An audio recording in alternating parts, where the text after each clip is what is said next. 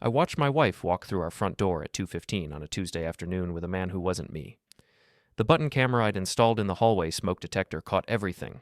Not illegal. Our building manager had signed off on enhanced security after a package theft streak. The feed ran to my phone, quiet and reliable, another system under my control. I was 40 minutes away, crouched in the steel belly of a hotel rooftop, replacing a faulty damper motor in the penthouse ventilation system, my hands streaked with duct grease and aluminum dust when the motion alert buzzed in my pocket. The image came up in grainy grayscale first, then stabilized to color. Lena Whitcomb, my wife of 6 years, the woman who could deconstruct an argument with surgical precision and still look poised enough to grace a magazine cover, was laughing. The man beside her, Gregor Hale, her boss, COO of Vernalis Biowellness, wore a navy suit that probably cost more than my monthly paycheck and had one hand resting casually on the small of her back. They stood outside our door for 11 seconds. I counted. His mouth moved near her ear. She tilted her head just slightly, the way she did when she wanted someone to think they were funny. Her hand fished for her keys in her bag. He leaned closer, said something else, and her smile widened, slow and deliberate. The camera angle couldn't capture audio clearly, but body language needs no translation. The tiny muscles around her mouth, the tilt of her hips, the way she didn't pull away, it was all there. Evidence compressed into pixels and timestamps.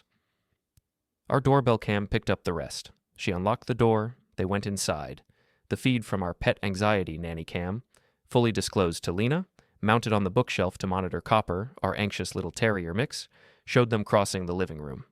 I watched Gregor glance around, taking in the minimalist furniture, the framed prints she'd chosen, the faint smell of lavender candles I could almost imagine drifting through the screen. Then Lena walked directly to the camera, looked straight into the lens as if she could see me through it, and turned it off. Smart woman. Too late.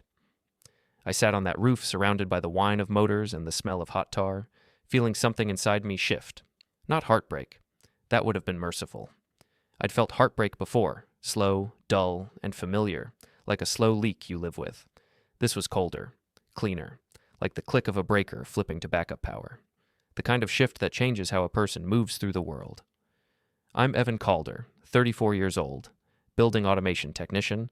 I make $62,000 a year keeping rich people comfortable. I program thermostats, troubleshoot ventilation systems, chase down the strange groans in mechanical rooms that no one else wants to crawl into. Invisible work. Invisible man. Lena made twice that, not counting the family money she pretended not to rely on. Her mother, Marla Whitcomb, sat on half the charity boards in the city. Old money adjacent, Lena liked to say. Close enough to the sun to catch the warmth without the burn. When we first met, I thought it was charming. Now I see it for what it was. Insulation. I saved the video files in 3 places. An encrypted cloud folder under a meaningless name. Another in a private backup system I'd built from old servers in my truck. And finally, a physical hard drive wrapped in anti-static foil and tucked into my toolbox. Redundancy. It's what keeps buildings alive when one sensor fails.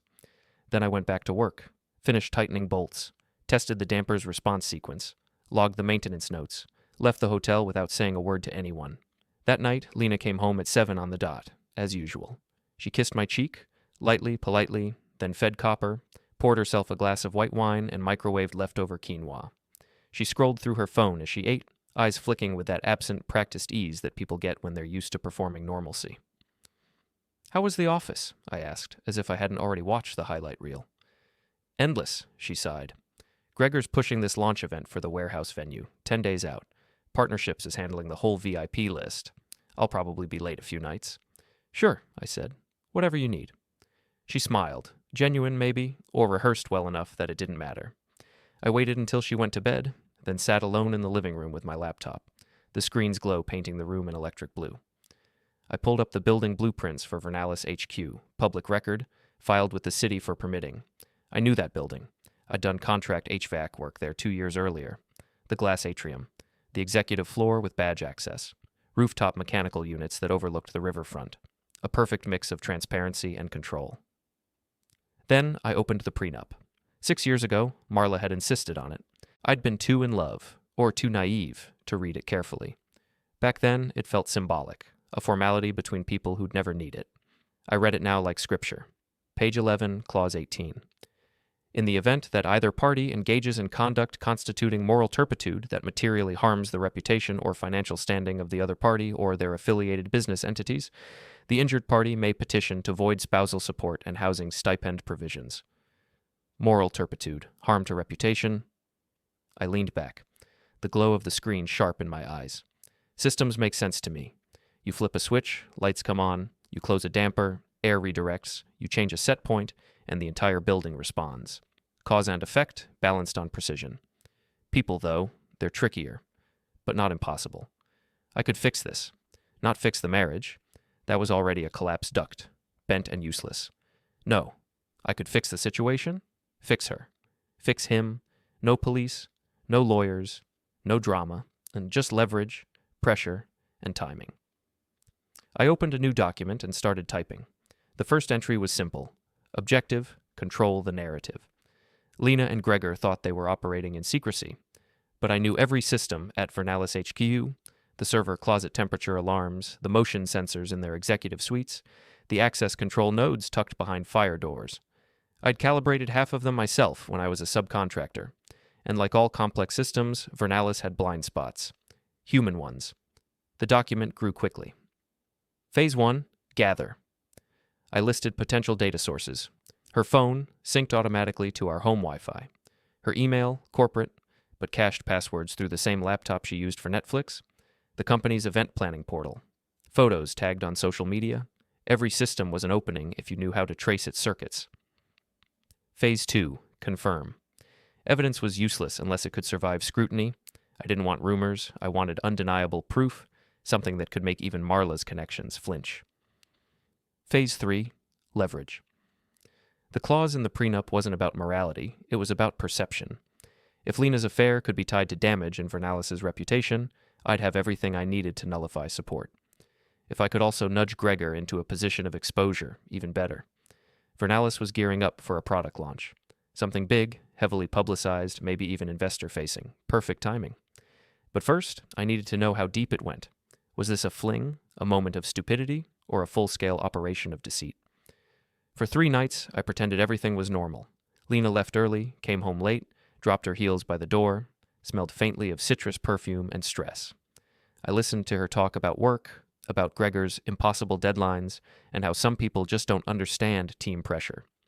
I nodded, made her tea, and tucked away each word like evidence. At midnight, when she slept, I accessed our Wi-Fi router logs. Every connected device, every timestamp, every data spike. Her phone had uploaded large files twice in the past week around midnight, encrypted but labeled with Vernalis servers. I cloned the packet traces. I didn't need to hack her phone. I only needed to understand her habits.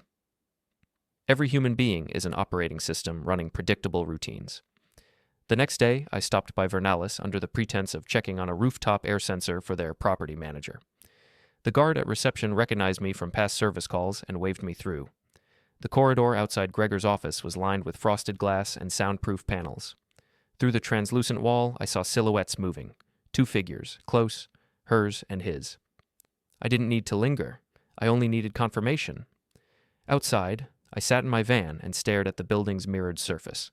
The reflection of clouds drifted across it, distorted. Systems, always systems. By the end of the week, my document was 20 pages long. Notes on behavior patterns, digital traces, and potential leak points. I called it Project Cascade. I started small. I uploaded an anonymous tip to a corporate gossip blog that covered tech and wellness companies. Nothing defamatory. Just a hint. Rumors suggest tension in Vernalis Biowellness leadership amid an upcoming product launch. The kind of whisper that made journalists dig. Then I arranged to run a maintenance call at the same warehouse where the launch event was being prepped. The site manager didn't question it. I had an old badge from a contractor rotation. Inside, I saw the banners, the prototype displays, the rented lighting rigs. I took photos, not of the event itself, but of safety concerns, wires across floors, unlabeled chemical storage. Something OSHA would find interesting if someone pointed them in the right direction. That night, Lena mentioned the warehouse. Gregor's insisting on a full dry run, she said. Investors will be there, press too. It has to go perfectly. Sure, I said. It will. The next morning, I made an anonymous call to the city's workplace safety hotline. Nothing major, just enough to trigger an inspection 3 days before the event. Cause and effect. While waiting, I analyzed her voice assistant logs. We'd both used the same smart hub system, synced across rooms. The archive stored voice commands, timestamps, and occasionally short audio clips. One file stood out. Tuesday afternoon, 2:15. Lena's voice, low, laughing. A man's deeper tone responding. Not explicit, but intimate. Enough. I clipped the segment, ran a filter to clean up the background noise, and archived it. Meanwhile, the gossip site ran a follow-up. Leadership under pressure, Vernalis Biowellness faces internal strain before major launch. A small ripple, but ripples spread. 2 days later, Lena came home tense. "Can you believe the rumors?" she said. Some blogs spinning nonsense about Vernalis. Gregor's furious, PR's scrambling to issue a statement. "People love drama," I said, pretending to scroll through my phone. "What's it say?" She waved a hand. "Just insinuations. Still, awful timing." "Timing's everything." She didn't catch the tone. That night, I finalized the leverage packet. Video stills, audio clips, and documentation linking the warehouse safety issues to executive negligence. I didn't plan to release it unless necessary. It was just insurance. But insurance has value only if the other party knows you have it. The next day, I left an unmarked envelope at Gregor Hale's assistant's desk. Inside, a single USB drive labeled HVAC Reports Urgent. The drive contained one file, a looping 30-second video of Lena and Gregor outside our apartment door, laughing. The metadata was stripped clean. An hour later, I got a call from an unknown number. I let it ring out. The following morning, Lena woke early. She moved through the kitchen silently, eyes distant, coffee untouched. When she finally looked at me, her expression was composed but tight. "Did you send something to Gregor?" she asked. "Why would I?" said. Her jaw flexed. "He got an envelope. Said it was a misunderstanding." "Maybe it was." She stared for a moment, then turned away. "If you're trying to hurt me, Evan, don't. You'll only hurt yourself." "I'm not trying to hurt anyone," I said quietly. "Just making sure systems stay balanced." She didn't respond. Over the next week, the cracks widened. Vernalis postponed the launch due to logistical complications. The gossip blog hinted at executive misconduct allegations. Investors pulled back. I watched it all unfold, calm as a maintenance technician watching pressure gauges equalize.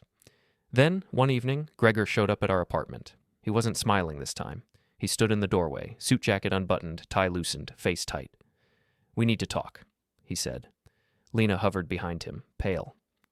"About?" I asked. "You think you're clever," Gregor said. "Sending videos, starting rumors. You're sabotaging more than just your wife's career." I smiled slightly. "You came to my home to tell me that?" "This isn't over," he said. "It is," I replied. "You just haven't realized it yet." He left without another word. Lena didn't speak to me that night, or the next. By the end of the month, Vernalis announced Gregor's resignation due to personal reasons. Lena was reassigned to a regional role, her reputation bruised but not destroyed. She moved out the following week, taking copper and half the furniture. I didn't stop her. When the papers arrived, I signed them calmly. No spousal support, no housing stipend. Clause 18 invoked. Afterward, I sat in the empty apartment, the hum of the refrigerator the only sound. I opened the Project Cascade folder one last time, reviewed the evidence, then encrypted it again and locked it away. People talk about closure as if it's an endpoint. It isn't. It's a reconfiguration, an adjustment of systems to new parameters. Every building I maintain has a hidden logic, a pulse of air and current beneath the surface. If you listen closely enough, you can hear it breathing. That night, I stood by the window, watching the city lights shimmer across the river. Somewhere out there, Vernalis was patching holes, rewriting statements, moving on. Lena was probably drinking wine in a new apartment, telling herself she'd survived something. Maybe she had. But systems remember. They log every fluctuation, every failure, every manual override. Even when they stabilize, the records remain. Unchangeable, immutable. I closed the laptop and turned off the lights. Tomorrow, I'd go back to work. There was a skyscraper uptown with a misbehaving pressure sensor, and they'd called me to fix it. Invisible work, invisible man. But some systems don't forget their architects, and some circuits never truly open. Before we continue, hit the hype button, subscribe, and like the video to help the channel grow. Tell us which city you are from in the comments. We'd love to get to know our audience better. The next afternoon, I stopped by the front desk of Lena's building to see Julian Pike. Julian was 38, effortlessly charming, and had worked as the concierge for Vernalis Tower for 6 years. He knew everyone. More importantly, he knew everyone's business. "Evan?" He grinned when I walked in, straightening his tie. "Don't tell me Lena locked herself out again." "Nope, just dropping off lunch." I held up a paper bag. Got a minute? We sat in the empty lobby lounge. Glass tables, leather chairs, a fountain that made quiet splashing sounds. Very Vernalis. So, Julian said, lowering his voice, I have to ask, you and Lena doing okay? I don't mean to pry, but I raised an eyebrow. Why? He hesitated, then leaned in. Look, man, I like you.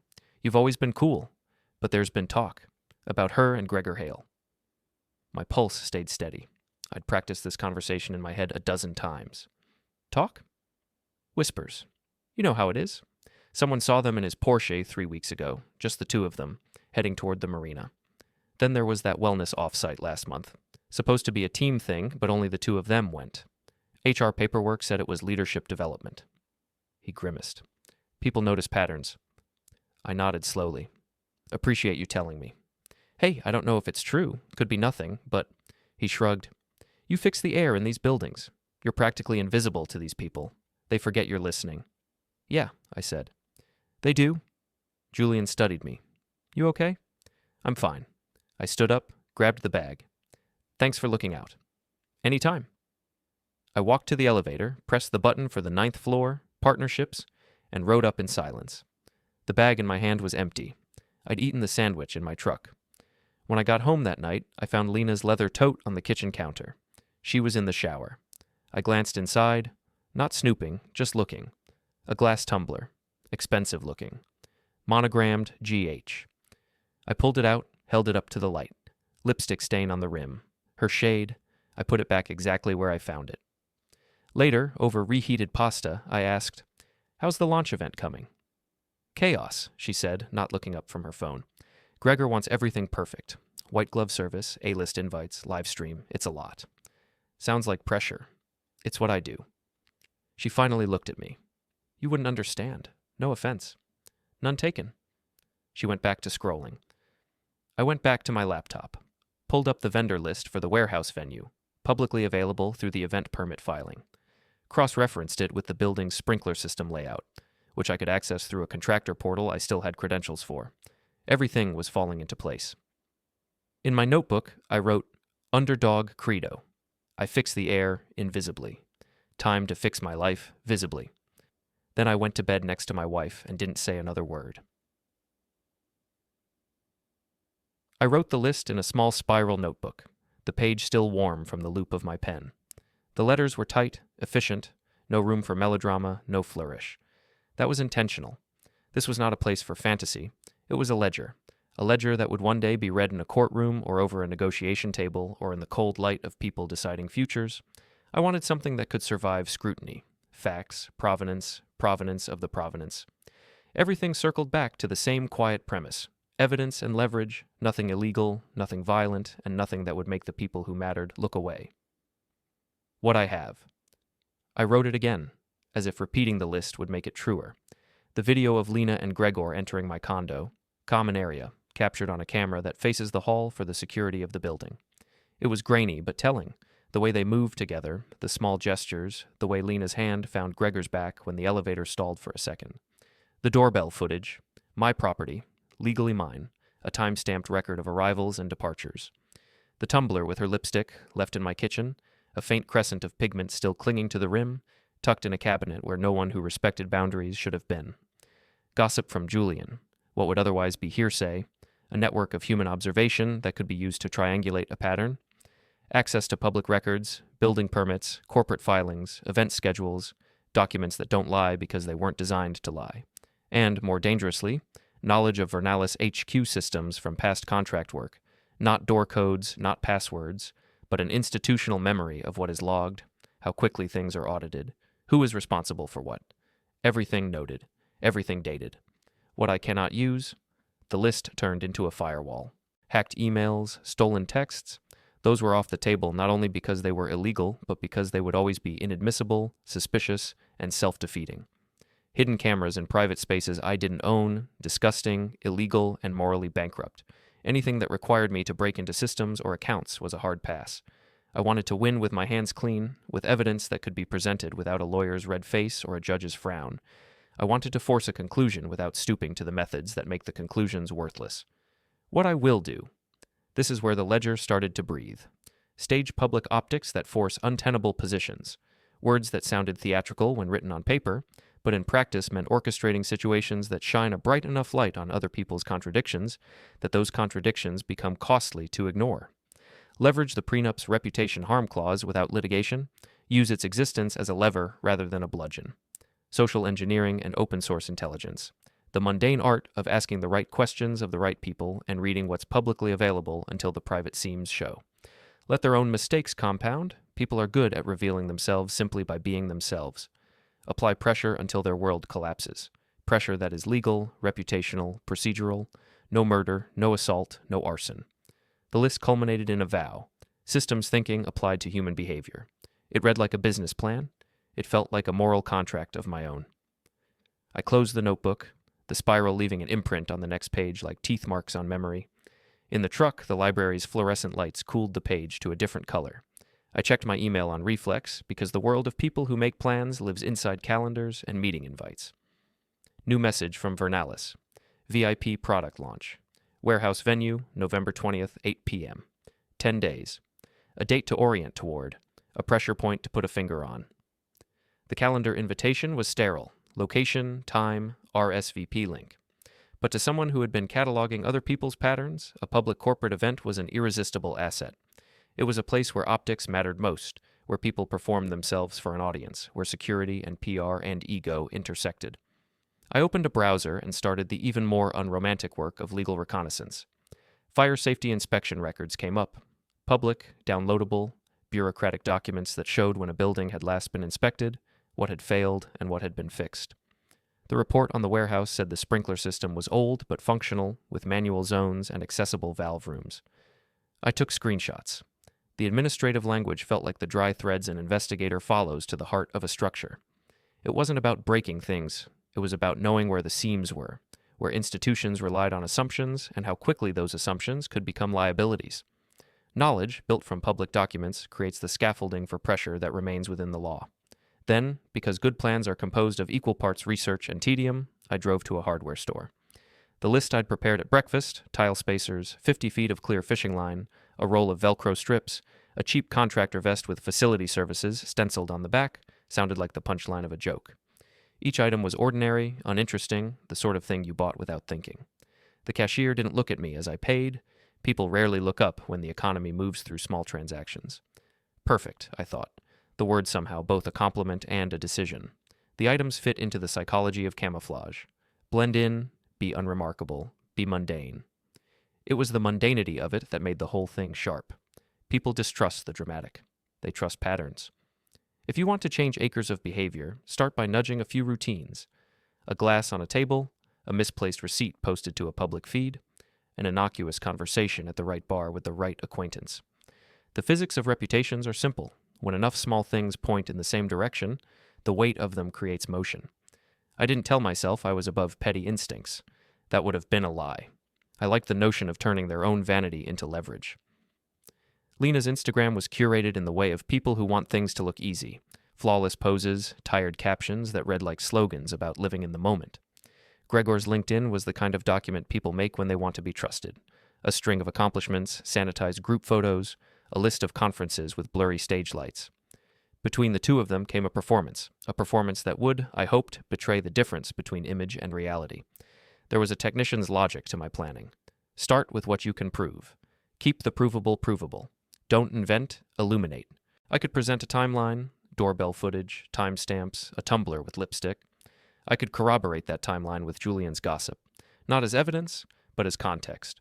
I could pull public filings to show when a project was announced, and then quietly press for the press release list to show who attended the launch party. I could use the prenup's reputation harm clause as a bargaining chip, not as a threat to ignite litigation, but as a posture to encourage a settlement, a retraction, a quiet resignation. Legal frameworks are instruments of social force. When wielded by someone willing to quantify pain in reputational terms, they become leverage. But leverage without ethics is cruelty. I kept returning to that line in the notebook that said, legally defensible list. It wasn't a mantra so much as a safety valve. If I wanted to apply pressure until their world collapsed, I needed to be able to prove that my actions were a reaction to a state of affairs, not an attempt to manufacture an outcome. I wanted any pressure I applied to be public. visible enough that there would be witnesses, paper trails, people who could testify to what they had seen. The point was to make their own choices costly, not to invent costs out of thin air. 10 days until the launch. The timeline created a kind of theater. The warehouse event was a knot threadable into a dozen possible outcomes. In public spaces, people perform best in rehearsed ways. PR teams stage the smiles. Security teams curate who gets cropped into photos. If you know the choreography, where people stand for the cameras, what time the networking drift starts, which entrances are used by VIPs, you can place yourself not as an instigator but as a chronicler. That was the essential ethical pivot. Be photographically honest about what people do under the bright lights they themselves wanted. The cameras of other people's making are the most devastating witnesses. I started assembling a schedule, not a plan to ambush anyone, but a schedule that would maximize the chance that what I had, videos, doorbell timestamps, the tumbler with lipstick, would intersect with other public evidence. The starting point was simple. Show up where they are expected to be, with a narrative that invites corroboration. There are ways to generate corroboration without inventing facts. Ask questions in public forums, request lists that are not secret, submit public record requests. That is all tedious. It is bureaucratic work, the kind that rewards patience. There were other pieces to consider. Human beings are not just evidence, they are actors with agency. The calculation had to include the likelihood that Lena or Gregor would react predictably. People who have something to hide often react in ways that magnify the problem. Small lies, denials that contradict later admissions, performative outrage. People who are innocent tend to insist on it loudly. That variance matters. My approach hinged on the idea that a reputation is a system. It could be nudged by new information, and it would respond by attempting to rebalance. I could present data points that forced rebalancing into costly positions, public denials, press statements, demands for confidentiality. Each reaction would leave a trace. I made another list. This one tactical, but not in the tactical way the hardware store items suggested. Tactics here meant human interactions. Talk to the building manager about the doorbell camera's storage protocols, confirm the chain of custody for any video I planned to show, create a log of who I spoke to and when, timestamp everything. Legal defensibility is the bedrock, but so is the appearance of good faith. If I favored coercion, if I staged a scenario in which people could call me a liar with reasonable cause, I would lose. So I recorded every contact I made. I planned public requests in writing, emails, polite, not accusatory, asking for things under the guise of normal civic interest. If they pushed back, their pushback would be recorded too. The patience of bureaucracy is a weapon. It is also a liability for the careless. There was a moral problem that sat heavily on my chest at night. It was not that I wanted to break anyone, it was that I felt wronged. That feeling is a messy, unreliable engine. Hurt makes us clever and cruel in equal measure. I tried to convert personal emotion into civic action, testimony to how they behaved, requests for transparency, the deliberate disclosure of facts. But there is always the danger of becoming what you despise. I wrote that down too. Don't do things that would make you look like a liar when you stand somewhere and recite a timeline. That admonition was more about surviving the long game than about prudence. People who win low on principle lose higher on dignity. I thought a lot about optics. Not just optics as in look, but optics as in how people interpret information. A single photograph can be read as evidence, 1,000 words can be read as motive.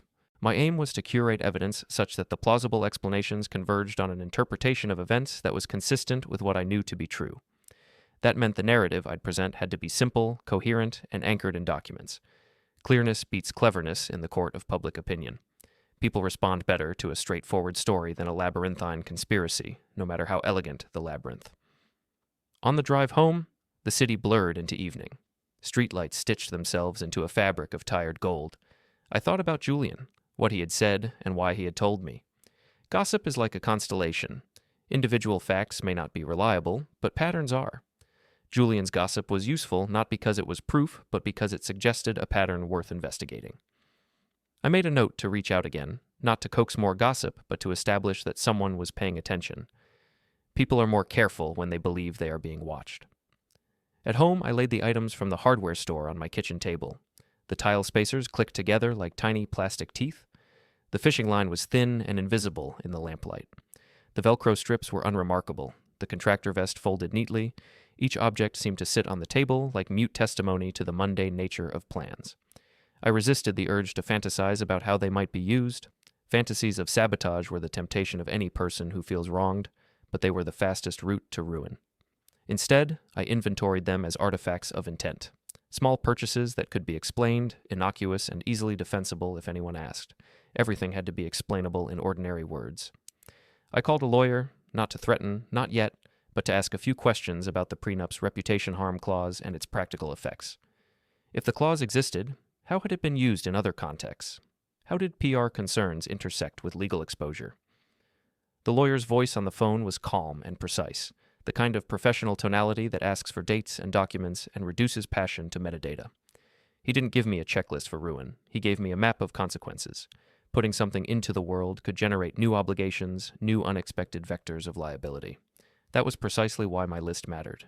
The careful person is the dangerous person, someone who refuses to be incompetent. Over the next days, I worked methodically. I extracted still frames from the elevator footage and compared timestamps to the doorbell log.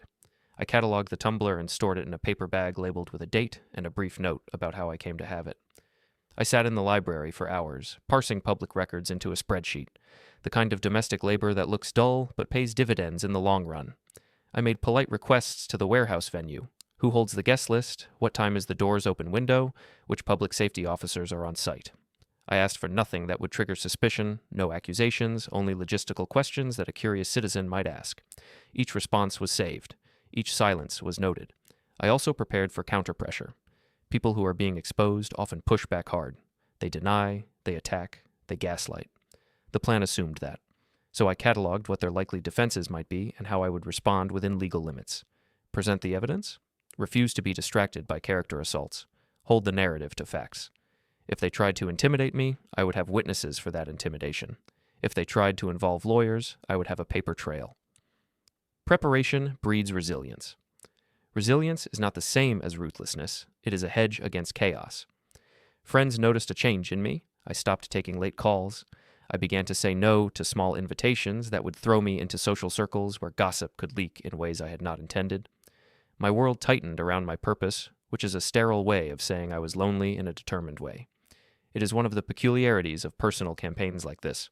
You are simultaneously more capable and more isolated. The moral clarity of a spreadsheet does not fill a room. I kept telling myself that the purpose was not punishment, it was restoration, to restore boundaries, to insist on accountability, and to reclaim a sense of dignity that felt trampled. There were moments where anger swelled and threatened to drown the strategy. I almost did something stupid, the sort of small, performative sabotage that would have felt satisfying in the instant and catastrophic in the aftermath. I wrote the thought down and then crossed it out with a broad stroke, as if crossing out erased the impulse. Those crossings were perhaps the most honest part of the whole ledger, a record that I had considered cruelty and that I chose, repeatedly, not to enact it. On the day of the launch, I sat far enough back to be anonymous, but close enough to see. The warehouse was a cathedral of plywood and stage lights, the kind of space that turns product launches into rituals. Vernalis's banner hung like a litany. People clustered in groups that were lubricated by canapes and bad coffee. Security had a professional efficiency. They did not notice me because my jacket was ordinary and my face was unremarkable. I did not want to be noticed. I wanted to be observable. The event unfolded in rehearsed movements, speeches, applause, the ritual unveiling of the product. Lena moved among the crowd with an ease that made you think she had been born to be photographed. Gregor stood at her side in several photos, hands folded in a way that read as affectionate. I took pictures, not to prove a narrative, but to collect data points. The camera doesn't lie, but it also doesn't speak for itself. It was my job to place images in the context of the other records I had. Timestamps, receipts, the tumbler logged in a bag with a date. The mosaic had to form. Throughout the night, I spoke to people in the kind of casual way that doesn't look like an interrogation. The facility manager who mentioned the schedule for inspections, the PR assistant who slipped about the guest list because she expected nothing of it, a hospitality coordinator who joked about how VIPs always arrive late. Each comment was small and ordinary, but useful. I made no threats. I made no declarations. I collected. The moral difference between observing and instigating can be fine, and I wanted to be careful about where I walked along that edge. Later, when it was quieter and the city had already started to sleep, I drafted a letter. It was not a legal threat, but a simple articulation of what I had, a statement of fact, a request for accountability. I addressed it to them both and CC'd a lawyer. The tone was firm and calm. It outlined what I could prove and the ways I had tried to resolve things quietly. It made clear that I was not interested in spectacle, I was interested in consequence. It invited a response, but it also made room for silence. Silence, I had learned, is itself an answer. The days after the letter were predictably tense. There were a few terse emails. There was a PR request. There was a terse call from Gregor's lawyer with a tone that tried to be more menacing than it was effective. Each interaction went into the ledger. Each response was cataloged and time-stamped. Julian texted a little more. His gossip had an urgency now that the public scaffold was being constructed. I kept a folder labeled Public Optics that contained everything I would use to make a case outside a court if it came to that. Visuals, time-stamped documents, witness lists. A paper trail is not drama, it's a process, and a process looks like truth. At some point in the next week, Lena posted a photograph of herself looking as if nothing had happened. The comments were perfunctory. There was no confession, there was no apology. That absence was telling in itself. People perform contrition in public if they have to. Silence is sometimes a bet that time will erase public attention. I had to act before attention faded. I tightened the schedule on my own end. I ordered the documents into clear packages and rehearsed the narrative I would present if anyone asked for an explanation. The facts, the dates, the chain of custody. I practiced the kind of calm voice that sounds credible because it is calm. There were nights when I felt like I had become a detective in an old noir film, solitary, patient, looking for the shadow where truth hides. There were other nights, darker and quieter, when the ledger felt like a confession. I reminded myself that seeking accountability is not vindictiveness. It is the insistence that certain boundaries be respected. The difference matters less to those on the receiving end, but it matters to me because it keeps me honest. When the pressure began to change the architecture of their behavior, it was not explosive. It was bureaucratic and crushing in a new sense. Gregor responded to the letter with a public statement that was both defensive and oddly conciliatory, a refusal to discuss private matters but a confirmation that he would cooperate with any internal inquiries. Lena's Instagram went private for a week, as if she had pulled the shutters on the room. They responded to the optics in ways that suggested they were recalibrating for professional survival. That was enough for me. The point had never been to destroy, but to force consequence. I did not dance on ruins. I did not gloat. I filed my documents neatly and set reminders to follow up on any promises they made in public statements. There was a quiet satisfaction in that. Systems respond to pressure, and sometimes a quiet, lawful, relentless pressure accomplishes what drama never could. My list had been a map, not a weapon, and following it had been a way to preserve the narrative of my life from being erased. Looking back, it felt less like revenge than reclamation. The hardware store items sat in a drawer, unremarkable and unused, artifacts of a strategy that favored ambiguity over violence. The spreadsheet on my laptop contained many sheets, timestamps, correspondence logs, copies of public records. The lawyer's notes were there too, pragmatic and unsentimental. The notebook with its tight handwriting was perhaps the most human thing, a place where frustration, legalese, and a desire for dignity met. I had kept the process clean, as much as any process involving human beings and their mistakes can ever be clean. There are consequences to every campaign, even the legal and reputational ones. People lose jobs, friendships fray, and reputations, once dented, are difficult to repair. I knew that. I also knew that ignoring certain violations was its own kind of permission. This was not a game. It was a reckoning. I felt the weight of that when I closed the notebook for the last time and slipped it into a folder marked Case. A few months later, Vernalis made internal changes, policy updates, a public statement about governance, a willingness to revisit certain practices. Lena and Gregor's names were there occasionally on the margins of press releases, but their roles had been subtly diminished. Without making it the point of a celebration, I allowed myself a small, private breath. It was not triumph, it was recognition that systems could be nudged toward better behavior if someone was willing to show the light. I learned something about the architecture of accountability. It is less about dramatic strikes and more about invisible work, patience, documentation, the accumulation of small, irrefutable facts.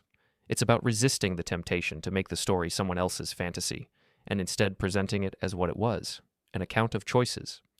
That may sound modest, but in a world where reputations are currency, modesty is a compound interest. In the end, the notebook stayed in my case file, a record of what had been done and why. I kept a list of what I could and could not use as a moral compass. It reminded me that the line between justice and cruelty can be thin, and that the only defense against crossing it is a stubborn insistence on legality and transparency. There were no fireworks. There was no theatrical collapse. There was instead a slow administrative settling as the world rearranged itself around the newly available facts. That was enough. It was, I told myself, the sort of victory that does not need to be shouted. It stands quietly, like a door closed on something that will not be opened again without consent. That weekend, I told Lena I was working a double shift. Not a lie. I picked up extra hours at a different property to keep my alibi clean. But first, I made a stop. Gregor Hale parked his Porsche 911 in the underground garage beneath Vernalis Tower every weekday. Assigned spot, level B2, near the executive elevator.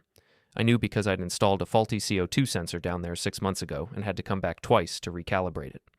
The garage was semi-public during business hours, badge access after 6.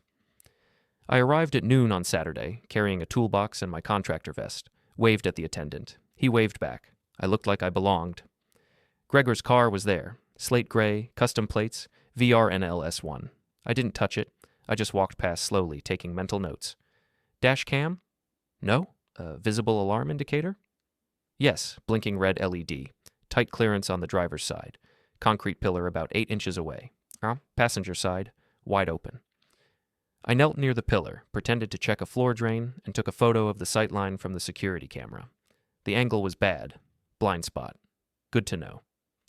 On my way out, I stopped by the elevator lobby and glanced at the posted garage map. Fire exits, emergency lights, vehicle flow arrows.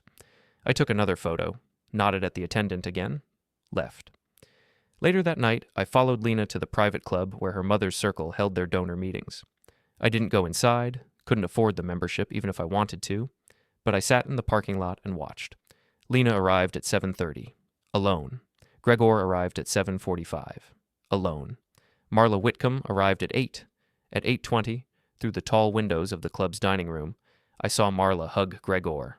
Long, familiar, warm, not just an affair, an alliance. I drove home and added a note to my file. Mother knows, mother approves. That changed everything. Monday morning, I met Priya Naidu for coffee. Priya was 31, a security systems consultant I'd worked with on 3 projects. Smart, pragmatic, no nonsense. We weren't exactly friends, but we respected each other's work. You look like hell, she said, sliding into the booth. Thanks. What's going on, Evan? You texted me at 1 in the morning asking about surveillance law. That's not normal. I debated how much to tell her, settled on partial truth. Hypothetically, if someone wanted to gather evidence of infidelity without breaking any laws, what would you recommend? She sipped her coffee, eyes narrowing. Hypothetically. Yeah. Is this about Lena? I didn't answer. She sighed. Okay. Hypothetically. Stick to what you own, what's public, and what's in plain sight. Your devices, your property, your vantage points. Don't hack anything. Don't trespass. Don't record audio in private spaces where you're not present. That's wiretapping in most states. If you're gathering evidence for divorce, a lawyer will tell you most of it won't matter anyway. Courts don't care about cheating unless there's a financial angle. What if there is a financial angle? Then you need a forensic accountant, not a camera. I nodded. What if the goal isn't court? What if it's public reputation? Priya set her cup down. Then you're not gathering evidence. You're building a show. Silence. Evan, she said quietly, whatever you're planning, don't do anything stupid. You're a good guy. Don't let someone else's bad behavior turn you into something you're not. What if I want to? She stared at me for a long moment. Then call me when it's over. I'll help you clean up the mess. She left $20 on the table and walked out. I sat there alone, staring at my reflection in the black screen of my phone. The guy staring back wasn't the guy I used to be. That was fine. That guy would have lost everything quietly. This guy? This guy was going to burn it all down. Their reputations, their security, their smug little alliance, and walk away clean. I paid the check and went to work. 2 days before the warehouse launch event, I received an email from Marla Whitcomb. Subject: Invitation to the Whitcomb Garden Fate Formal. Polite, poisonous. Dear Evan, in the spirit of family and reconciliation, I would like to extend an invitation to our annual garden fete this Saturday afternoon. Lena has expressed that you two are navigating some challenges, and I believe this gathering could offer an opportunity for meaningful dialogue. Dress code, garden casual. 2 p.m. start. Warm regards, Marla. A-trap, obviously. I RSVP'd yes. Saturday afternoon, I showed up in khakis and a button-down shirt. The Whitcomb estate was 40 minutes outside the city, gated driveway, manicured hedges, a lawn that looked like it had been trimmed with scissors. 50 people milled around with champagne flutes and tiny sandwiches. I recognized half of them from Lena's social media: donors, board members, society types. Lena saw me and went pale. "What are you doing here?" "Your mother invited me." "She didn't tell me that." "Surprise." "Evan, so glad you could make it." She smiled, all teeth. "Why don't you mingle? I believe the caterers need some help with the portable chillers." I looked down at my clothes. "I'm not staff, Marla." "Of course not." Her smile didn't waver. "But you're so handy with mechanical things." Classic. Put the blue-collar husband in his place. I walked over to the chiller anyway, a pair of industrial cooling units keeping the champagne cold. I opened the access panel, checked the refrigerant lines, and pretended to adjust a valve. While I worked, I listened. Marla and Lena were standing 10 feet away with Gregor, speaking quietly. "The blog post," Marla was saying. "Who would even write that?" "Someone jealous," Gregor said smoothly. "Or someone trying to stir trouble." "It's Evan," Lena hissed. "It has to be. He's been watching me, tracking me." "Has he accused you of anything?" Marla asked. "Not directly, but he knows." "Then deny it," Marla said firmly. "And pivot. Make it about his behavior, surveillance, control, obsession. If he tries to make a scene, we call security and have him removed. Then we get a restraining order." Gregor nodded. "We stay ahead of it. Unified front." I closed the chiller panel and stood up. "All set," I called over. "Refrigerant levels are good. You're welcome." Marla's smile was icy. "Thank you, Evan." I walked past them, grabbed a champagne flute from a passing tray, and found a donor I recognized from Julian's descriptions. Older man, hedge fund type, board member at 2 hospitals. "Excuse me," I said politely. "You're with the Riverside Medical Board, right?" He blinked. "Yes. Do we know each other?" "Not yet. Evan Calder. I work in building systems, mostly HVAC controls, air quality monitoring. I did some contract work at Vernalis a while back." "Ah, interesting. Can I ask you something? Off the record, how often do you audit the air quality data in your biowellness labs? Because I've seen some facilities where the ventilation systems aren't up to spec, especially for particulate filtration. Great for marketing, not always great for compliance." His expression shifted. "That's a fair question. Just something to think about. Enjoy the fate." I walked away before he could ask more. Planted the seed. Let it grow. On my way out, I passed a folding table where a coordinator was organizing VIP credentials for the warehouse event. Lanyards, badges, access cards. I palmed one while pretending to grab a napkin. Later, in my truck, I examined it. VIP access. Vernalis product launch. Warehouse load-in. Perfect. The day before the launch, another society blog post went live. Anonymous author, no byline. Photo exclusive. Vernalis execs cozy at club event. The image. A blurry cell phone shot of 2 pairs of shoes visible beneath a bathroom stall door. Women's heels and men's dress shoes. Taken from an angle that implied someone was standing close together. The caption speculated, "Spotted at the Riverside Club during last month's donor gala." Are these the power couple everyone's whispering about? I didn't post it. Someone else did. But the timing was perfect. Within hours, the post had 200 comments. Speculation, gossip, scandal. My phone buzzed. Text from Lena. "Stop embarrassing yourself. You'll lose everything." I didn't reply. That afternoon, I drove to the warehouse venue. Load-in was scheduled for 6:00 p.m. I arrived at 4:30, wearing my contractor vest and carrying my toolkit. The loading dock was open. A crew was unloading tables, chairs, lighting rigs. I walked in like I owned the place. "Where's the mechanical room?" I asked a coordinator. She pointed. "Back hallway, second door on the left." I found it. The valve room was small, dusty, poorly lit. Perfect. I located the sprinkler control panel. Wet pipe system, just like the specs said. Individual zone valves. The VIP lounge was on zone 3.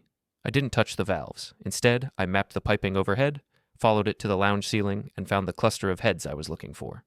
I climbed onto a stack of crates, reached up, and taped the battery-powered hairdryer to the inside of an air diffuser, directly next to a sprinkler head. I set the timer for 8:45 p.m., 15 minutes after the event started. Then I climbed down, brushed off my hands, and walked out. No one stopped me.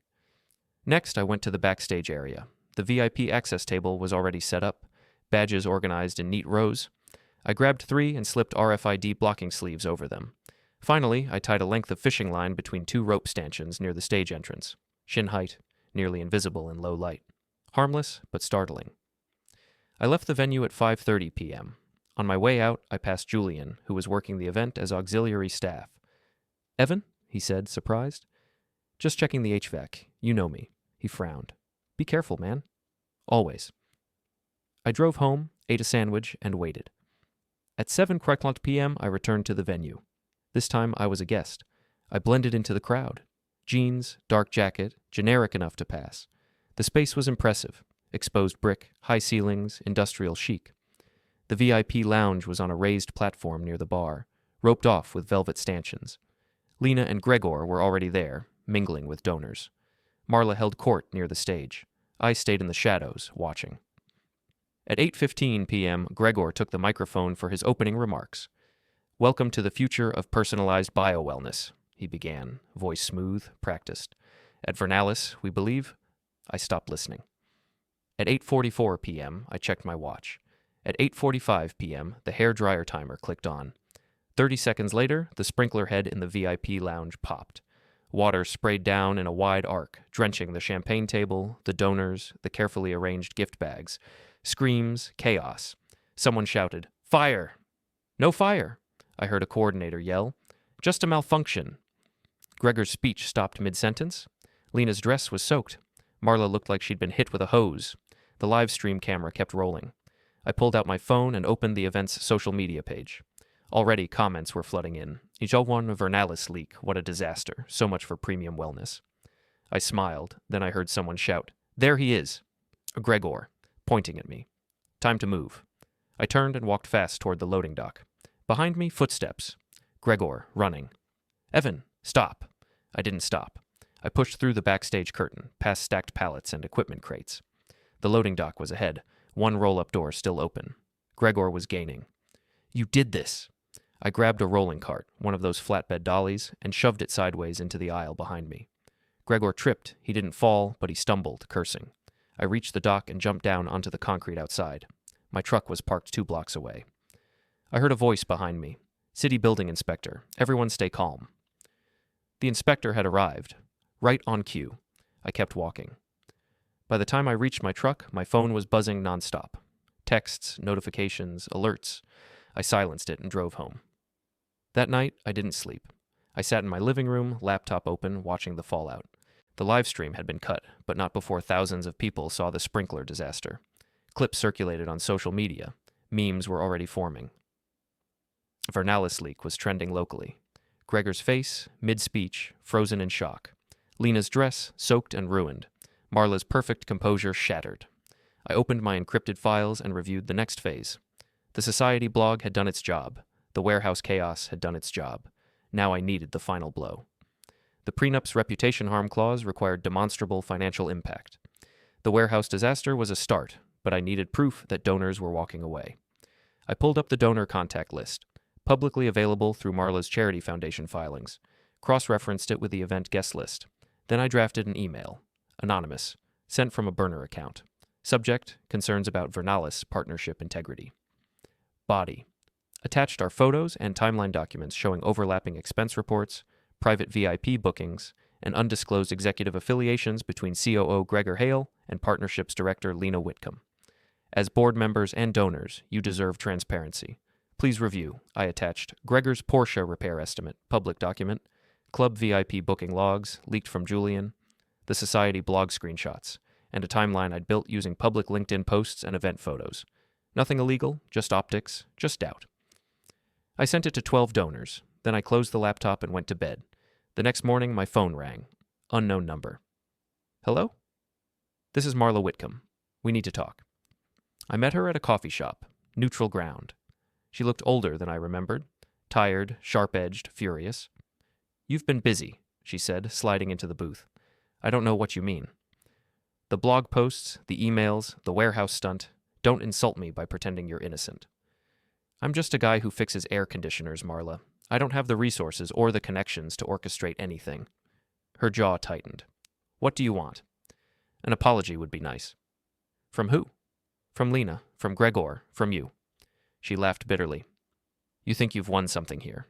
You think embarrassing us at one event changes anything? I think it's a start. Listen to me carefully, Evan. You're out of your depth. We have lawyers. We have board support. We have money. You have a vendetta and some amateur surveillance.